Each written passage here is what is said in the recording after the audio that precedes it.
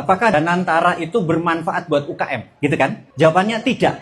Seberapa yakin Bos Menman itu ini terkait dengan dana antara untuk kepentingan positifnya Indonesia? Good. Terus yang kedua ini apa kira-kira sangat bermanfaat untuk rakyat UKM seperti kita? Maksudnya sebagai besar UKM. Oke. Terima kasih. Oke, good pertanyaan. Jadi, apakah Danantara itu bermanfaat buat UKM? Gitu kan? Jawabannya tidak. Tidak berhubungan. Bukan tidak bermanfaat, tidak berhubungan. Danantara kita sebagai pemrakarsa new mind, pemikiran baru, kita menyarankan negara untuk menggunakan MMT, Modern Monetary Theory. Anda tahu semua. Salah satunya adalah menggunakan SWF, Sovereign Wealth Fund, untuk membuat Indonesia berdaulat. Di mana jurisprudensinya atau sejarahnya dulu, di tahun 70-an, Pak Harto menyuruh Ibnu Sutowo untuk membuat Krakatau Steel. Karena nggak punya duit, dia kasih sebuah teritori oil and gas yang di forward, sovereign wealth fund di forward. Nah, uang masuk itu buat bangun Krakatau Steel. Jadi kita sudah punya cara mengelola SWF, sudah punya. Dulu kalau nggak salah PT Kuda Laut, yang sekarang jadi SKK Migas, Satuan Kerja Khusus Migas. Ini terlalu rumit mungkin buat teman-teman. Tapi kita punya sejarah SWF. Nah, lalu berdirilah Danantara.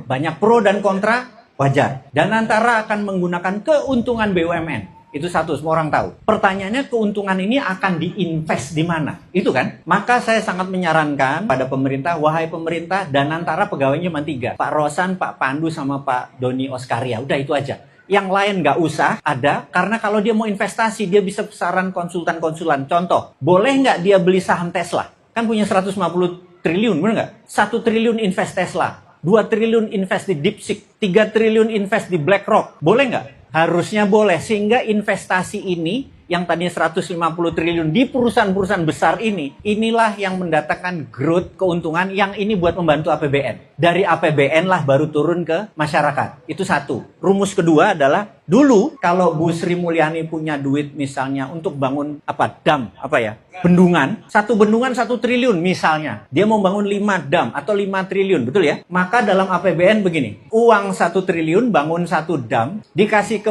Menteri PUPR, Menteri PUPR kasih ke BUMN, BUMN-nya Wijaya Karya gitu ya. Wijaya Karya ngebangun, udah selesai, maka ini jadi benda yang namanya dam, bener nggak? Bayangin, kalau papernya tadi menjadi miliknya Danantara, uang tetap ke PUPR, terus dibangun sama Wijaya Karya, tapi ini jadi asetnya Danantara, bener nggak? Danantara jadi punya 1 triliun aset namanya dam.